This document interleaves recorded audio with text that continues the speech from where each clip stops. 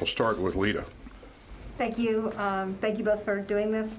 Mr. Secretary, and at first, can you say whether any U.S. troops have begun moving either into or in and around Europe?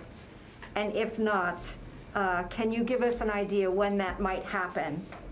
And then secondarily, how much risk is it to send additional U.S. troops to the eastern flank?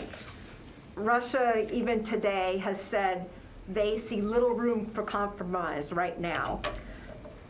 Does sending additional U.S. forces to that region hand Putin an excuse to make an incursion into Ukraine? Well, thanks, Lita. You know, I think you can assume that any time that we think about troop movements, we always consider the impact that that's going to have on leaders' minds and their decision making. I just make 2 points, and you raised this earlier. We haven't actually moved any troops. We put troops on higher alert. And the second point that I would make, Lita, is that even if and when we do move troops, the purpose of those troops deploying would be to reassure allies or directly in support of NATO or both.